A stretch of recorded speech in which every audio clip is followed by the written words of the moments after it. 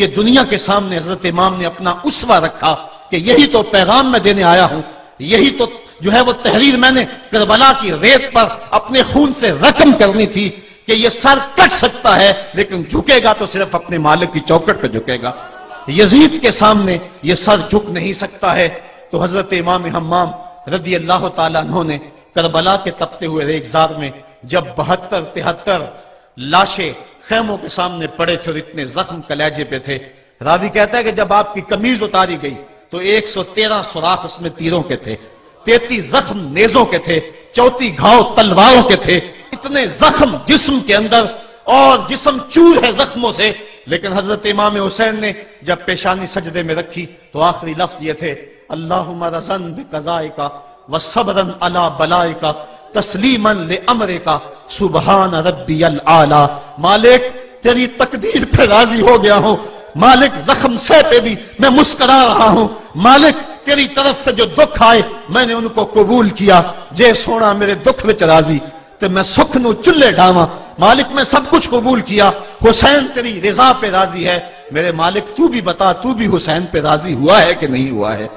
آواز آ رہی تھی اس پیاسے پر علی شیر خدا کو ناز ہے، اس نواسے پر محمد مصطفیٰ کو ناز ہے، اوروں نے بھی سجدہ کیا پر اس کا عجب انداز ہے، اس نے وہ سجدہ کیا جس پر خدا کو ناز ہے۔ اے حسین ابن علی تم پر سلام، نازش آل نبی تم پر سلام۔ آج لہجہ بھی دم توڑ رہا ہے اور سورج بھی درد غروب سے زرد ہو رہا ہے، وقت کے دامن میں گنجائش نہیں کہ میں اس مضمون کو چھیڑوں، آؤ ہم سلام کرتے ہیں۔ یہ سورج سامنے چمک رہا ہے، میں یہاں بیٹھا سوچ رہا تھا کہ ہم نے تو نہیں دیکھا، اے سورج دوپہر کا وہ منظر تم نے تو دیکھا تھا جب کربلا میں حسین کا سر کٹا تھا، جب گھر لٹا تھا، جب خیموں کو آگ لگی تھی، جب سکینہ رو رہی تھی اور جب گھوڑا خالی پلٹا تھا اور سکینہ پوچھتی تھی گھوڑے تو خالی آ گیا ہے، حسین کہاں چھوڑ آیا ہے۔ آج یہ سورج یہ چمک چمک کے وہ ہمیں کہانی سنا رہا ہے اور ہمیں پیغام دے رہا ہے کہ نبی کے نام پہ حسین نے تو سر کٹا دیا، آج تم کہتے ہو دین پہ چلنا بڑا مشکل ہے، تم شور ڈال رہے ہو، جن کے لیے مسجدوں میں قالین بچھے ہوئے ہیں، گرم پانی دستیاب ہے اور ان کے لیے مسجدوں میں آسائشیں موجود ہیں، اور پھر بھی وہ کہتے ہیں دین پہ چلنا بڑا مشکل ہے۔ ذرا دیکھو حسین ابن علی کو سجدے میں سر رکھ کے، پیشانی رب کے حضور رکھ کے حسین ابن علی کہہ رہے ہیں مالک میں سر کٹا کے بھی تیرے حضور حاضر ہوں اور تجھ پہ راضی ہوں، تو بھی بتا کہ تو بھی حسین پہ راضی ہے یا نہیں ہے۔ اے حسین ابن علی تم پر سلام، نازش آل نبی تم پر سلام، تم پہ لاکھوں رحمتیں لاکھوں سلام، اے شہیدان محبت کے امام، لالا گوں لالا بدن لالا چمن، اے چمن اندر چمن اندر چمن، زندگی ہی زندگی تیری حیات، اے حیات اندر حیات، افتخار ملت بیضا ہے تو، رب کعبہ کی قسم یکتا ہے تو، فخر کا دل میں دریچہ باز کرنا چاہیے، جن کا تو آقا ہے ان کو ناز کرنا چاہیے۔ آج ہم ناز کرتے ہیں حسین ابن علی پہ، ہم حسین والے نہیں ہیں، ہم واہ حسین والے ہیں۔ واہ حسین تیری عظمت کو سلام، اتنے زخم کلیجے پہ ہو تو کھڑا نہیں ہوا جاتا، لیکن جبر کے خلاف کتنی قوت سے کھڑا ہے۔ حسین ابن علی نے اپنا نمونہ لوگوں کے سامنے رکھنا تھا، تو اقبال کہتا ہے سرخ رو عشق غیور از خون او، شوخی این مصرع از مضمون او۔ یزید مٹ گیا، یزید کا نام مٹ گیا، اس کا تشخص مٹ گیا، حسین کل بھی زندہ تھا، حسین آج بھی زندہ ہے۔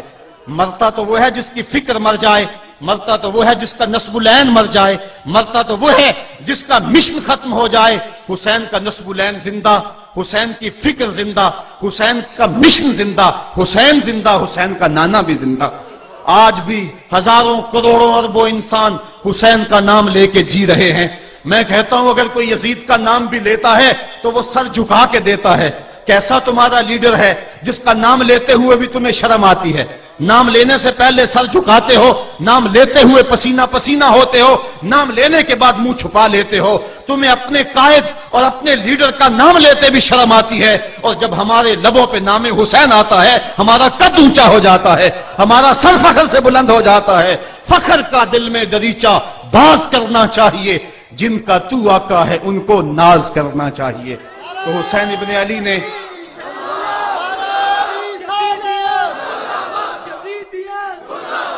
کسی نے کہا تھا کہ یہ دو شہزادوں کی جنگ تھی، تو کسی نے بڑا خوبصورت جواب دیا.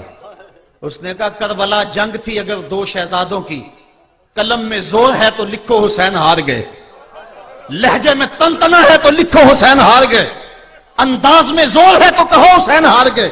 زمانہ کل بھی کہتا تھا، زمانہ آج بھی کہتا ہے، حسین کل بھی جیتا تھا، حسین آج بھی جیتا ہے.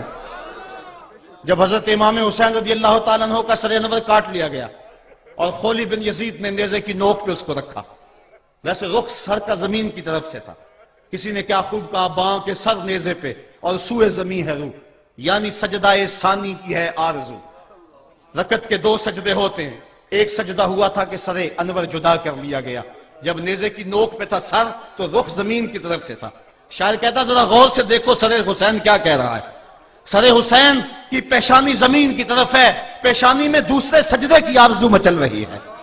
تو جب امام حسین کا سر خولی نے نیزے کی نوک پہ چڑھایا، اس نے تو یہ کہنا چاہا تھا کہ ہم فتح یاب ہوئے اور دیکھو ہم نے سر کاٹ لیا. کسی نے کہا ذرا غور سے دیکھو یہ تو سر کٹ کے بھی سر بلند ہے، یہ سر کٹ گیا پھر بھی سر بلندی نہیں گئی ہے، اس کا بانکپن پھر بھی نہیں گیا ہے. حسین کا سر کل بھی اونچا تھا، حسین کا سر آج بھی اونچا ہے. اس کا نام زندہ، اس کا پیغام زندہ، اس کی فکر زندہ.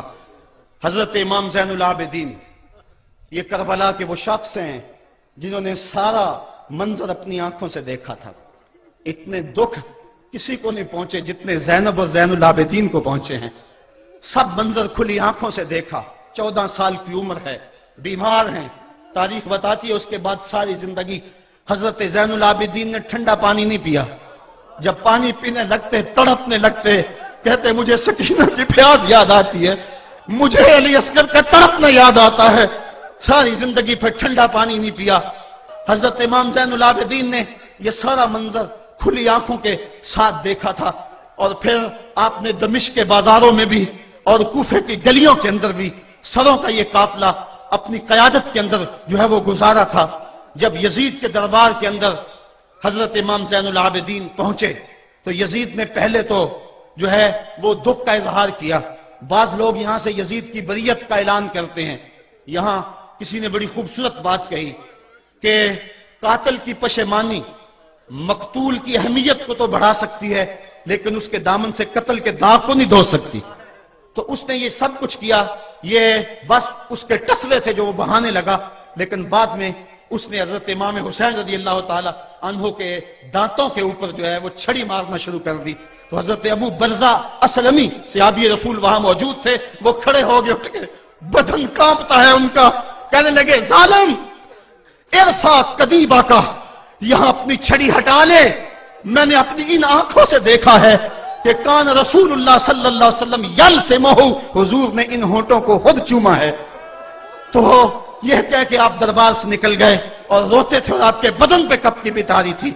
بعد میں یزید نے کہا حضرت غلطی ہو گئی اور یہ میں نہیں چاہتا تھا، بتائیں آپ کی کوئی شرط ہو. تو آپ نے فرمایا میری 4 باتیں مان لو. ان 4 باتوں میں ایک بات یہ تھی کہ سر حسین اور سر شہیداں ہمارے سپرد کر دو تاکہ ہم کربلا جا کے ان کی تدفین کر سکیں.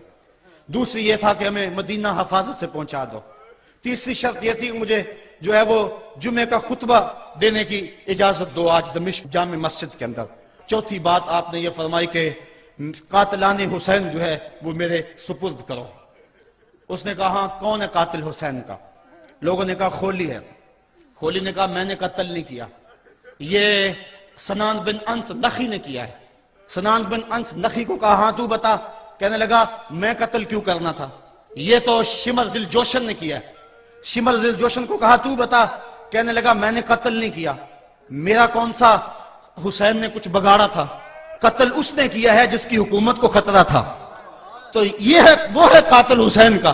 اب یزید کہنے لگا تمہاری یہ شرط تو میں پوری نہیں کر سکتا، یہ بات تو پوری نہیں کر سکتا، اب خطبہ دے لو. اب حضرت امام زین العابدین خطبہ دینے کے لیے کھڑے ہوئے. خطابت تو اس گھر کی لونڈی ہے، جب یہ بولتے ہیں تو حکمت کے موتی دولتے ہیں. جو ہی امام زین العابدین کھڑے ہوئے، 14 سال عمر ہے اور دمشق کی جامع مسجد ہے. یزید بھی بیٹھا تھا، یعنی سلطنت بھی تھے، عوام کا بھی ہجوم تھا. جب آپ نے خطبہ شروع کیا لوگ زاروں کے تار رونے لگے اور آپ نے اہل بیت کے مناقب جب لوگوں کے سامنے رکھے تو یزید گھبرا گیا کہ کہیں لوگ میرے گریبان تک نہ پہنچے. اس نے مؤذن کو اشارہ کیا جلدی جلدی اذان پڑھو. تو جب اس نے کہا اللہ اکبر اللہ اکبر تو حضرت شہزادہ زین العابدین نے کہا کہ اس کے اندر کوئی شک نہیں کہ اللہ سب سے بڑا ہے. جب شہادتین کا کہا اشہد ان لا الہ الا اللہ، حضرت امام زین العابدین نے اس کے جواب کے اندر کہا ہاں ہاں اللہ کے علاوہ کوئی معبود نہیں ہے، اس کی گواہی ہم نے خون سے دی ہے، ہم نے اپنے لہو سے دی ہے اس کی گواہی. اور پھر اس کے بعد جب اشہد ان محمد رسول اللہ پہ لفظ آئے تو حضرت امام زین العابدین نے کہا یزید دیکھ اب اذان کے اندر تیرے نانے کا نام ہے یا میرے نانے کا نام ہے؟ آج بھی منبر پہ میرے نانے کا نام ہے. تو یزید مر گیا، اس کا نام مر گیا، اس کا تشخص مر گیا. حسین کل بھی زندہ تھا، حسین آج بھی زندہ ہے. حسین کربلا کے تپتے ہوئے ریگزار میں بھی زندہ تھا، کوفے کے بازار میں بھی زندہ تھا، اور دمشق کی جامع مسجد میں بھی زندہ تھا، مدینے میں بھی زندہ، مکے میں بھی زندہ، کابل میں بھی زندہ، کندھار میں بھی زندہ، قلعہ جنگی میں بھی زندہ، تورا بورا میں بھی زندہ، موصل میں بھی زندہ، بغداد میں بھی زندہ، غزہ کی پٹی میں بھی زندہ، فلسطین میں بھی زندہ. آج حسین کی زندگی اور حسین کا باقپن دنیا کو بتا رہا ہے، بش کو بتا رہا ہے تیرے منہ پہ تماچا حسین مارے گا. زمانہ بتائے گا کہ حسین کل بھی زندہ تھا، حسین آج بھی زندہ ہے. حسین کی فکر لے کے اٹھو اور پوری دنیا پہ چھا جاؤ.